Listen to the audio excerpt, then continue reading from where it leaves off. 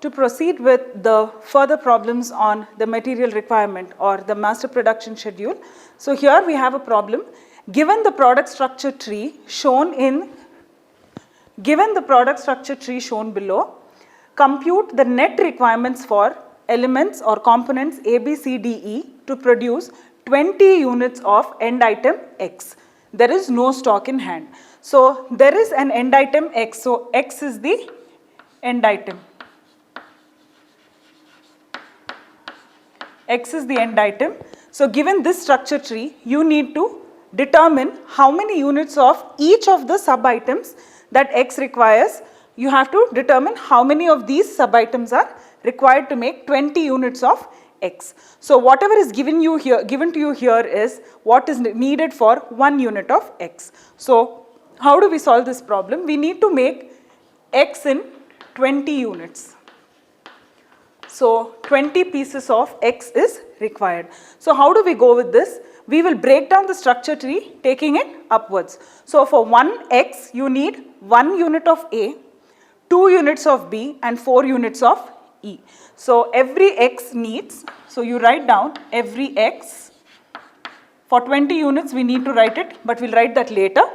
But what does every unit of X require? 1 unit of A. So every unit of X requires 1 unit of A, given to us here, requires 2 units of B,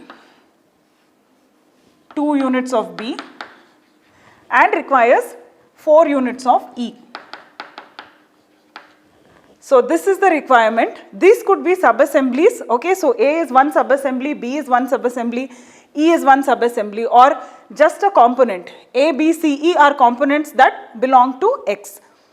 Every unit of X is composed mainly of 1 unit of A, 2 units of B and 4 units of E. Next in the tree we see that A stands alone by itself, but B has a branch. B is composed of 1 unit of C, 4 units of D and 2 units of E. So here B is composed of 1 unit of C, 4 units of D and 2 units of E. 2 units of E. Further we see that D is again broken down into 3 units of F. D is further broken down into 3 units of F and 3 units of C.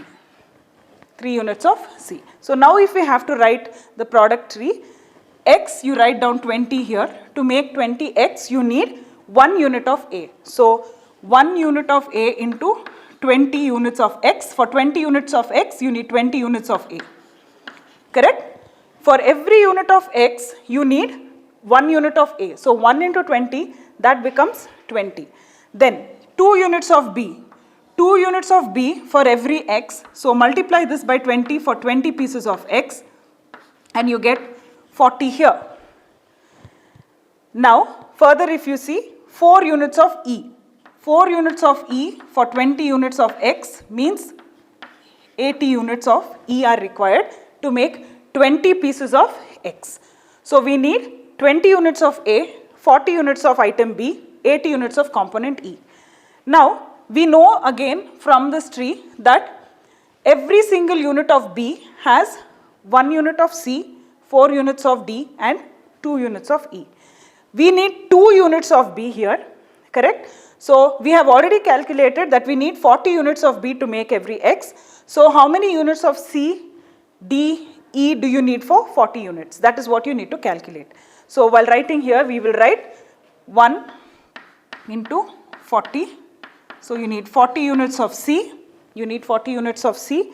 You need 4 into 40. That is 160 units of D. This is to compose B. Then, so 4 into 40, that is 160 units of D. E you need 2 components for 40 units of B. So that is 2 multiplied by 40 units of B, that is 80. Okay. Then here F for 160 units of D, 3 units of F for 160 units of D. So that is 480 units of F that need to be produced. And for C, you need 3 units of C, for 160 units of D, 3 units of C for 160 units of D. So that gives you again 480 units. How do we read this tree? 20 units of X require 20 units of A, 40 units of B, 80 units of E. 40 units of B needs 40 units of C, 160 units of D, 80 units of E. 160 units of D needs 480 units of F and 480 units of C. So if you look here, 20 units of X, they need all these components in the multiples which we have found. So we will just write it here. A is required, B, C, D, E and F for 20 units of X. So here, count back in the chart. A, you see only one, it's present only in one place at 20 units. So 20 units is required of A. B is needed only in one place at 40 units. C is required here at 40 units. C is again required here at 480 units. So 40 plus 480 units of C, that will give us 520 units of C. 520 units of C. Then D. D is that is 160 units. 160 units. And E is 80 units here. 80 units here. And that's it. Is it there anywhere else? Yes, we have 80 units here as well. So 80 plus 80, that is 160 units of E. F. F is 480 units.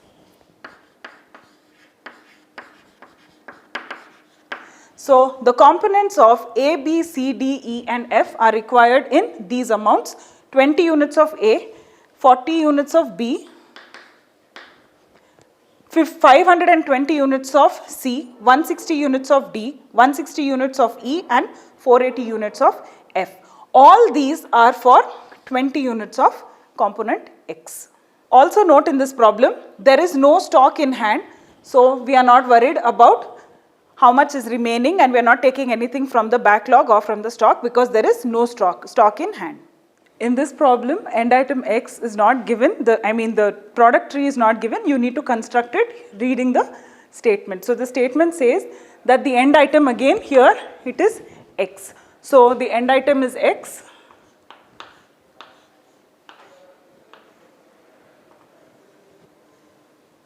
So you need to draw the product tree or the assembly pattern for end item X. What is this pattern? It has three major assemblies. That is A, B and C. Three major assemblies A, B and C. This is given to us. So that means to say that X is composed of three assemblies. Subassembly A, subassembly B and subassembly C. These three subassemblies are part of the main assembly which is X. So this main assembly X is composed of three subassemblies A, B and C. Now the quantities of these subassemblies is also given to you. Subassembly A consists of 2 units of D. 2 units of D consists of 2 units of D, 2 units of E and 1 unit of F. 2 units of D, 2 units of E and 1 unit of F. So A consists of D, 2 units of D,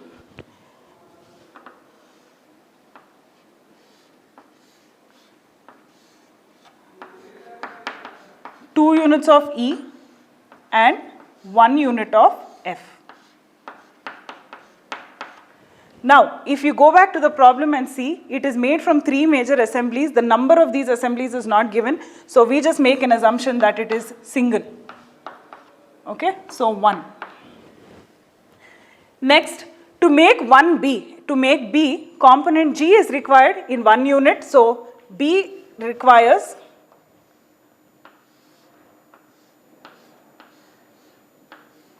one unit of G, B requires 1 unit of G and 3 units of H.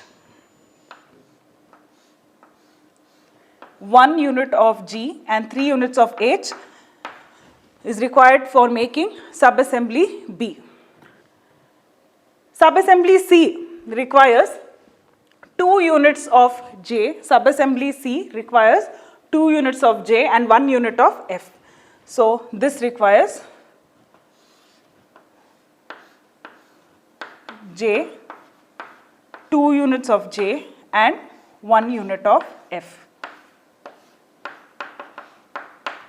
1 unit of F.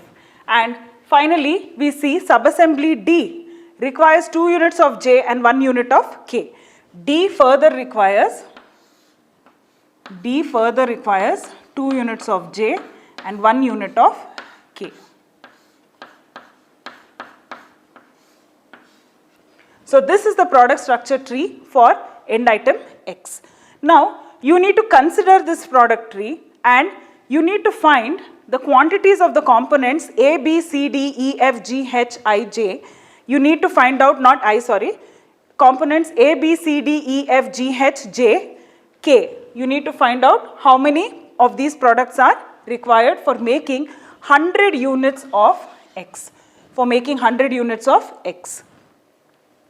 So, like in the previous problem, we will follow the similar pattern. For 100 units of X, we do the calculation backwards. So, for 100 units of X, you need for every unit of X, 1 unit of A, 1 unit of B, 1 unit of C. So, for A, it's just going to be 1 into 100, that is 100. Similarly, B is 1 into 100 units of X, 100. And C, 1 into 100 units of X, that is 100. So, we got the amount of A, B and C for the main assembly. Now, these sub-assemblies are further made by smaller assemblies. D is required in 2 units for A. So, that means to say when I am calculating D, it will be 2 multiplied by 100 units of A that is required, that is 200. And E, again 2 units of E is required multiplied by 100 units of A, that is 200. And F, 1 unit of F into 100 units of A, that is 100. Again here 1 unit of G into 100 units of B, so 1 into 100, that is 100. 3 units of H for 100 units of B, so you will get 300 units of H. Next, 100 units of C require 2 into 100 units of J, that is 200 units of J, 1 into 100 units of F, so 100 units of F. Now going down, you see that every component of D needs 2 units of J and 1 unit of K. So you just multiply 2 into what are the number of units of D that are required? 200. So 2 into 200, this is 400, and 1 into 200, that is 200. So the final requirements, you can write it down: A, B, C, D, E. A needs 100, B requires 100, C requires 100. Correct? Now below this, A needs D, that is 200. Now look for D anywhere else in the chart. We don't see it anywhere else. So the final amount of D is 200. E is 200. Again, it is not present anywhere else in the chart. So it is 200. E and F. F is present here. Its requirement for A, 100 units, plus its requirement for C, 100 units. So F required is 200 units totally. That is here and here. Now, if you move to the next subassembly B, it requires G. G is required in 100 units here, and it is not present anywhere else, so it just 100 units. H is required here, 300 units. Again, it is not seen anywhere else in the chart, so we stop at 300. Next subassembly C, J. J here is required in 200 units, and J is also present here in the composition of D, which means J is required in 200 plus 400, 600 units of J. K, element K is needed only once, that is at 200 units. So these are the component requirements. These are the component requirements for 100 units of X. Now that we have seen all the different types of problems that we might be able to solve in material requirement planning, we have seen the definitions, we have seen what is capacity requirement planning. Now let us understand what are the benefits and the limitations of material requirement planning. So going with the advantages first, let us see exactly what the advantages of material requirement planning are. Firstly, it helps in the generation of lower level requirements. So when I am going to carry out the material requirement planning for a particular object or a particular final workpiece, I will have lower level requirements that also will be generated. Lower level requirements right to the tune of nuts, bolts, washers, everything. So every single minute detail that is required for the assembly of a particular product or that goes into the final product will be generated by the MRP system. Now what happens here is, if I have generated the requirement of lower level items, that means that the basic items, what we can do is here, or generally what is done is, these lower level items are procured or manufactured or produced in larger quantities and the same is saved. For example, for every single assembly, definitely we will be using a lot of bolts and nuts. So these bolts and nuts are not just made for that particular assembly, but also made for assemblies which will use similar such kind of lower level bolts and nuts, or it need not just be bolts and nuts, it could be anything, it could be flat plates, it could be anything that is at the lowest level of the product tree. Now with the information that we have got from the MRP system, these items are generated and they can be saved. So once we carry on with the manufacturing, we will never be in want of these kind of items. These items will always be made available. Secondly, time phasing of lower level requirements. Time phasing in the sense, we have learnt and understood that the MRP system carries out whatever divisions that it needs to make for the items to be procured and divides these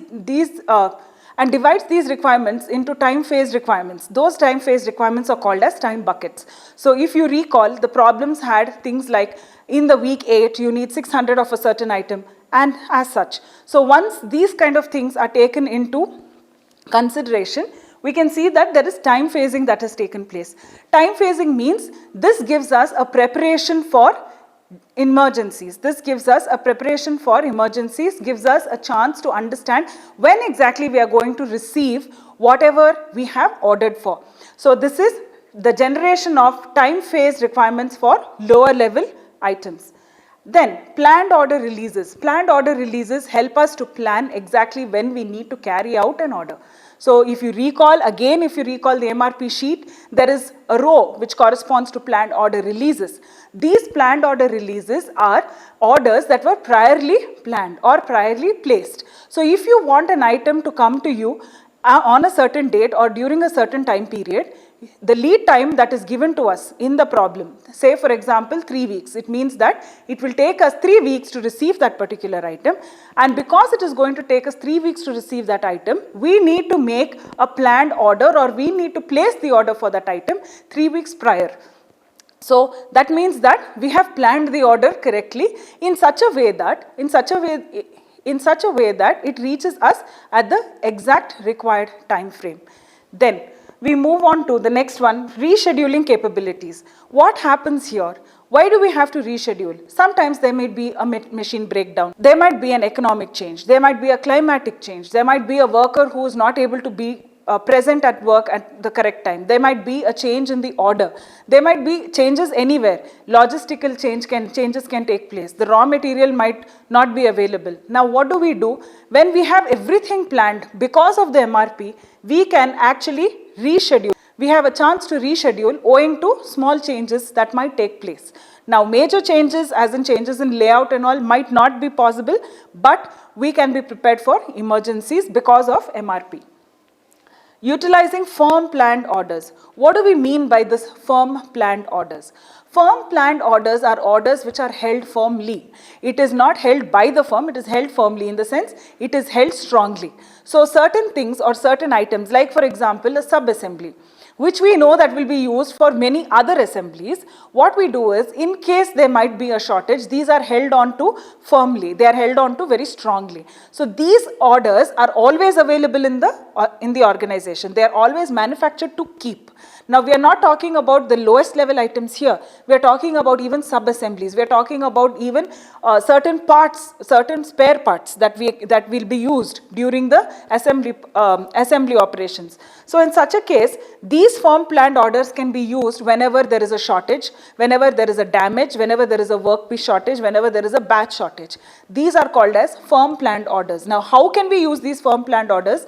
Because the material requirement planning system or software has given us an output which helps us to understand that we will require certain amounts of things by so and so week. So if we are falling short of it and we do not have a planned order, then in such cases we can use these firm planned orders. Pegging capability. Pegging is the capability of breaking down the final item, the end item, into smaller bits to give us the lower level requirements. So because of this pegging capability, we will be able to understand what other lower items are going to be produced. For example, if we are talking about the end item being a machine or being a chair, or we have taken so many such examples. So we know that there will be bolts and nuts, washers, fasteners, different types of hinges involved. So when we are carrying out the pegging operation, we will be able to see what kind or what number of these will be required for the end items. We produce a little more than required so that we can use these materials even otherwise or in other places where this can be incorporated instead of directly going for production at that point in time. So because of this pegging capability, cost is reduced, a lot of time is reduced in production. Priority planning and control. When you again recall the MRP sheet, the output sheet, the MRP logic sheet, we see that we are able to plan and we are able to prioritize and we are able to control the way in which production takes place. How can we prioritize? When I know that I'm going to fall short of a certain end item, or I'm going to fall short of a certain raw material, or fall short of a certain batch in some time or some point of the production time period, I can plan on priority what has to happen, how many need to come into the factory, where I need to make sure that the incorporation of new items is taken place. Now here, when that has to be done, the priority has to be known.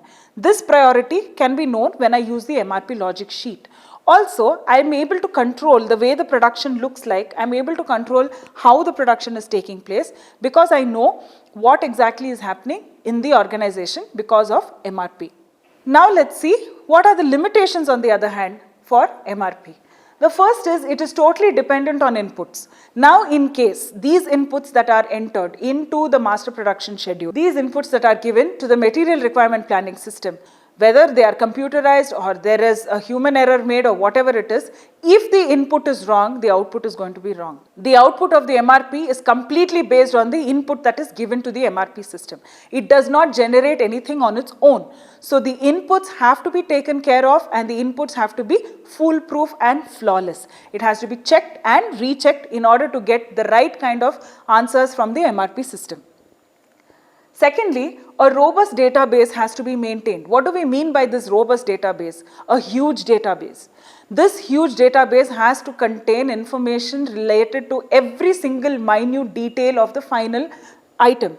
If we do not have even a single detail, it does not generate a report for it. And if we don't have the report, we cannot plan the orders, we cannot execute it. So it requires a huge database to be maintained, and this database, it cannot be altered, nothing can be changed unless otherwise needed. So here, what we need to understand is that this robust database is a big, huge disadvantage for MRP.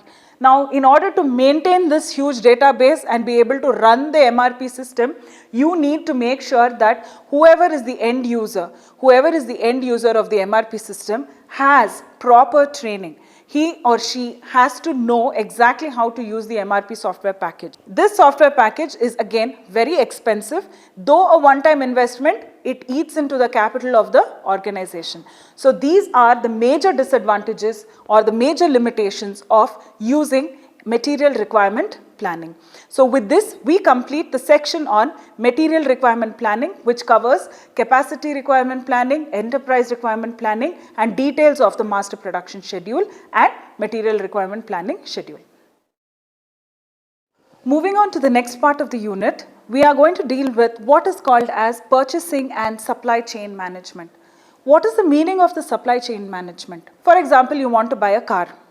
So you are the customer and you have reached the showroom where you are going to place the order for the car. They'll show you different designs, different models, and they will tell you this is the price, quote the prices for different models of the car. Now, what you understand is that you have gone to the shop and you have placed an order, you are a customer and they are your suppliers. So they are going to supply the car to you. That is all that you see. But behind this, there are so many levels that are linked. This car has different parts. The car has tires, it has a chassis, it has doors, it has windows, it has glass work, it has a lot of rubber work that has gone into it. It has got so many things that have been done. Now all these things might have been manufactured in-house in the same place, or they might have come from various factories and been assembled and put together. So many things, there can be so many factors. When you trace back to the origin, that is right from the raw material to the end product, you call this as a supply chain. What do we mean by a supply chain? A supply chain is a chain or a network. It is a chain or a network of a company and its suppliers. Now this company can be even just a customer. Okay. So to explain supply chain in detail, I have taken the example of a laptop. A customer goes to a store and he places an order for a laptop. What does he do? He places an order for a laptop. So now, the only thing that we know is as a customer, we have gone to the shop, we have gone to the showroom and we have placed an order for the laptop. Along with this, the prices that are attached with this particular laptop are attached because of a chain of events that take place right from the manufacture of this laptop to the end when it comes to your hand. Now that is how the prices of these laptops are increased or decreased or placed. Not only the manufacturing costs, not only whatever is the cost of selling, it also includes warehouse charges, movement charges, transportation charges, labor charges that are involved in moving the item from one place to another. That is why if you see, for example, if you go to a brand factory, or if you go to the factory, the amount that you will pay for an item is less than what you will pay when you go to the same brand's shop. See, to understand this, you can take an example of a clothing or any other department, say a watch. Okay, so if you go to a mall which has a branded watch shop, a branded watch showroom, you will be paying some amount of money. Now, if you go to the factory outlet of that watch, that is where the watch is being manufactured in-house, and you try to purchase the watch over there, you will be paying much lesser amount. Why? Because of the supply chain. The supply chain involves a lot of other entities, a lot of other factors that have to be taken into consideration. So like coming back to our example, we have placed an order here for a laptop. That is all that we know. Now, when you go back to see the laptop, okay, so this can be divided into two parts. You have placed the order for the laptop. I'll divide this into half. Okay, so one part of the amount or one part of the pricing that is done backwards, and the other part of the pricing is done forwards, just for your understanding. Okay, so here we are going to count backwards, here we will count forward, just to see what and all is involved in the making and dispatch of this laptop. So if you go back and see, you have supplier from tier 1 and you have a keyboard. Okay, so this laptop might be assembled somewhere. Say for example, the monitor, the outer casing and the screen and all of those things are done somewhere, and the keyboard is coming from somewhere else. Okay, so these two will come together. So these are providing the remaining part of the laptop material, that is the outer casing, the monitor, the screen and all the things that come along with the laptop, the web camera, everything is assembled and supplied by tier 1 supplier. So he has the assembly of the screen, he has the assembly of the screen, he has the assembly of the outer casing, he has the assembly of the mouse pad. So all these things have put together to form assembly 1. This assembly 1 is supplied by tier 1 customer, or sorry, tier 1 supplier. Okay, what is missing over here is the keyboard. Now this entire assembly 1 and the keyboard put together is what is going to give you the laptop, right? So you are having two people here that are involved. You have the supplier 1 who is going to get this assembly 1 and the supplier who is going to give you the keyboard. Now this supplier from tier 1 who is having assembly 1 procures this as a full assembly. He is not going to manufacture anything in house. He is procuring whatever this assembly is as a full assembly. How does he get this? He gets it from what we call as a tier 2 supplier. A tier 2 supplier, say for example, tier 2 supplier is supplying the screen and the outer casing. Tier 2 supplier is supplying the screen and the outer casing, and again there is another supplier from tier 2 who is also supplying maybe what is required, the mouse pad. Okay, so to make it clearer, supplier from tier 1 has an assembly of the outer casing, the screen, the mouse pad. This is just an example, and he has this as a full assembly. How did he procure this? He procured it from these two people. So he is only going to put them together. From here he got the screen and the outer casing, from here he got the mouse pad. So he put these two together and he has made assembly 1. I want to buy the laptop. The laptop that I have is an assembly of this A1 and a keyboard. Okay, now this keyboard is made of plastic granulate. This keyboard is made of plastic granulate, and probably some part of the keyboard that is assembled, the outer casing of the keyboard, or where exactly the plastic components that go beneath the keys is provided by supplier 2. So the person who is having the keyboard, or the keyboard is made of something which is got from supplier 2 and something that is got from the plastic granulate. Put together it is the keyboard. The keyboard and this assembly 1 joined to form the laptop. Now, where did this supplier get the outer screen and outer casing, the screen and all the things related to it? Raw material supplier has supplied the raw material to this supplier who has created all these things, who has in turn given it to this supplier, who formed an assembly with the keyboard to form the laptop. Again, raw material supplier has supplied to all these suppliers who have used this raw material to form whatever assemblies they require to form the laptop. The keyboard made of plastic granulate has taken crude oil from the crude oil supplier. This crude oil supplier has given crude oil and all the necessary material, plastic material, to form the plastic granulate, which was used to create the keyboard, which when assembled with assembly 1 formed the laptop. Now that the laptop is ready and is functional, in use, and we can sell it, the next step is the laptop goes to the wholesaler or goes to the computer wholesaler. What is the difference? The computer wholesaler might be a wholesaler who sells all kinds of computers, desktops, maybe just writing pads, could be laptops, could be anything. He is a computer wholesaler in the sense he has everything that is computerized in his wholesale shop. And the other is a wholesaler who deals only in laptops. Okay, so this is again an example. Now this wholesaler gives it to the retailer. We know the difference. He buys it in wholesale means he buys it in lump sum, and he will get it at a lower cost because he is taking it from the factory. This laptop is in the factory after its assembly. When he takes it from the factory at a wholesale price, he will sell it to the retailer. He will give it to the retailer. Now this retailer purchases the laptop at a wholesale price, or the retailer or the computer store that is very specific takes it from the wholesaler. So we have what we call as go downs. These laptops enter these wholesale go-downs. Further, they are moved on to the retailers' go-downs, and the retailer is the one to whom we are going to go to purchase the laptop. So when I am an end customer, I will go to a retailer, I will go to a laptop retailer and I will ask him for the specifications I require, and he will sell it to me.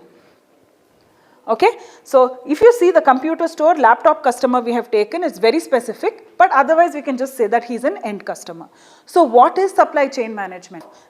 It is the management of the network right from the raw material to the finished goods, to the right from the raw material that is supplied to create the finished goods to the delivery to the customers. This has to be maintained, this has to be taken care of. So that is exactly what supply chain management is all about. It is very important so that we can understand what is the purchasing, what is the pricing that goes into each and every component. So supply chain management is also called as logistics management. It has 4 main characteristics, 4 main parts in its framework. The first one being purchasing. Purchasing involves the raw materials. Every single thing required for a component that the company will need to produce that particular component comes under the purchasing wing. So here, every single thing, every subassembly, every raw material, every single tiniest requirement for that particular product is purchased. So that is the purchasing section. Then, once this has been purchased, it needs to move from the source to the destination, from wherever it is located, wherever we are procuring the raw material, to the factory or the destination. So that is called logistics. So that is called logistics. Logistics involves movement of the raw material from source to destination. So this movement has to be taken care of for minimum transportation costs. This also we have seen earlier in certain problems where we have tried to understand in an aggregate plan what we are doing. So here you are going to make sure that the movement of the workpiece or the raw material from one portion to the next portion, that is from the raw material procurement area to the required area, is done at minimum value or at minimum rate. The third is warehousing. What do we mean by warehousing? Now warehousing is once it has reached the destination, we need to make sure that it is stored somewhere. This storage is called as warehousing, and this warehousing also should be done at minimum cost. And the last one or the fourth one is expediting. Expediting means the movement or speeding up of the process of production, speeding up of the process of delivery from during the process, we try to speed up everything that is related to this particular product. How do we try to do this? We try to do this by making sure that whatever products are required are purchased and available in the warehouse so that we can speed up the process of production. Now, we will understand these 4 parts of the framework of supply chain management in detail.